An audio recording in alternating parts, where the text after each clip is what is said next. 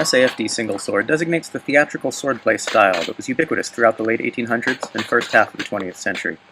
It was a direct adaptation of the sport fencing of the time, and many actors and choreographers were also expert fencers. This film clip of 1938 Olympians shows the fencing style of the time, as well as some of the film aesthetic that came to epitomize the swashbuckling era. It can be seen in the great classic silent films, the black and white talkies, and later on even in the full Technicolor swashbuckler classics.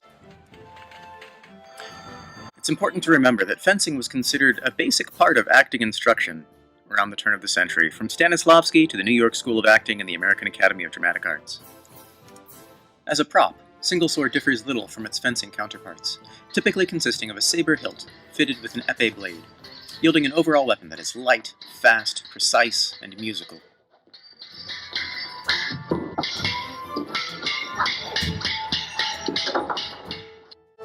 It is worth noting that fencing at the time was still somewhat more connected to the combative arts, and not the modern Olympic-style electric fencing we see today.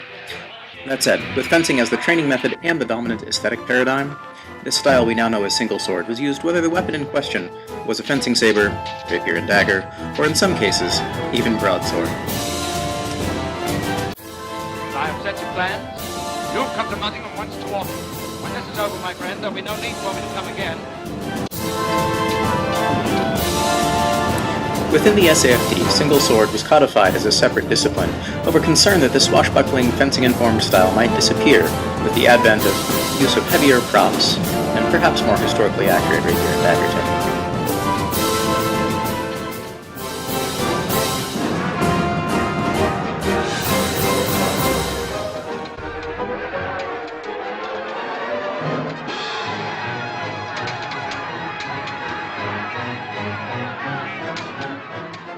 These practices predate cinema, however, coming directly out of theatrical practice. Rehearsal time was typically short, so stock combinations were used, bearing names like the robber's cuts, the round eights, sixes, 2 up, 1 down. This meant that swordplay could be fast and skilled, but assembled very quickly, and the story of the fight was often less about the targets and cuts, and more about such elements as the witty banter, the style, the flash of the blades, and often use of the scenery, including staircases, banisters, chandeliers, etc.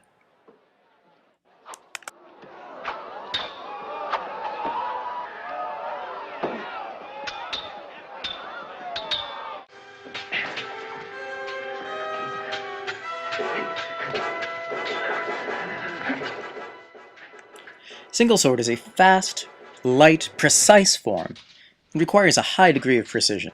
In its time, it definitely benefited from the fencing training that most of the actors engaged in at the time.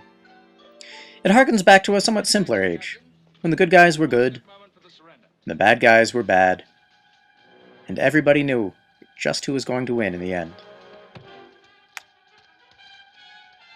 The Society of American Fight Directors is fortunate enough to have a direct training connection to these swashbucklers of yore, thanks to the late great Paddy Crane.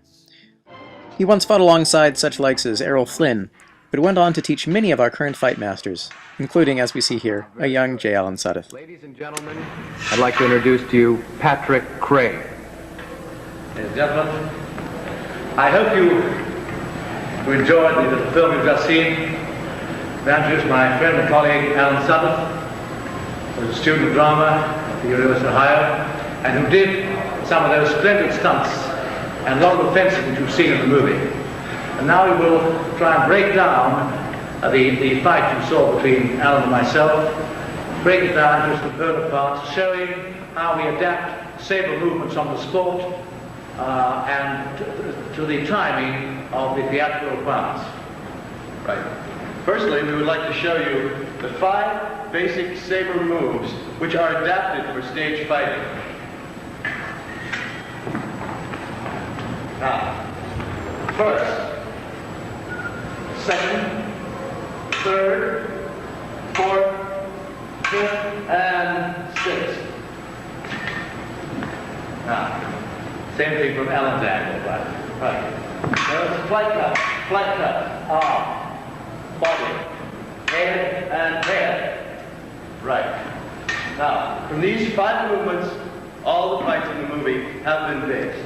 Now we will break down the last fight in the movie into its component parts very slowly. Head.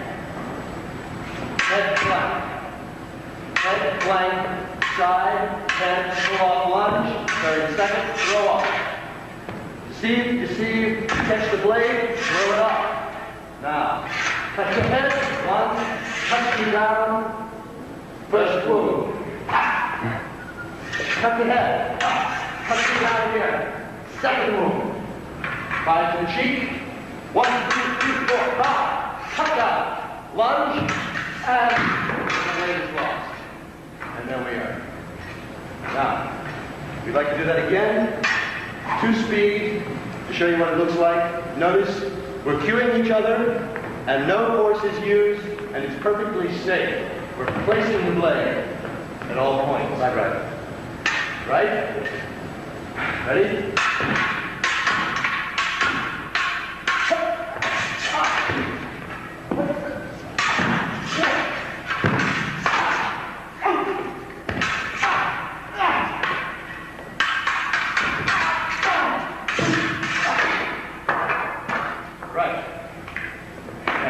Thank you. Thank you. Thank you very much, ladies and gentlemen, for watching this demonstration. Hope you enjoy it, also the film. And there's one thing else I'd like to say.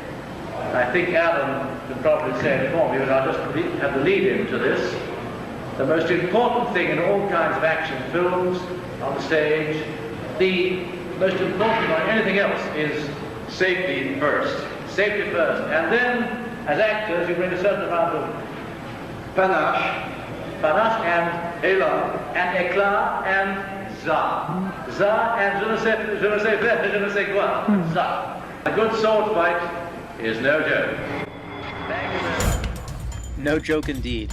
This particular weapon style, though so completely tied to a certain historical period of swordplay, continues to be celebrated as an aesthetic for its lighthearted sense of play, swashbuckling style.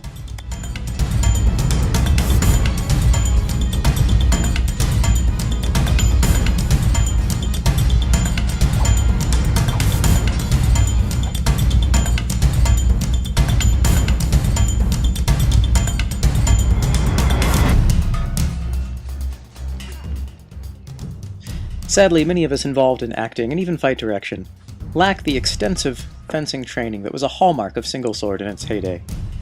And yet, we keep trying to go back, to find at least the spirit of fun and playfulness and adventure that marked the swashbuckling classics.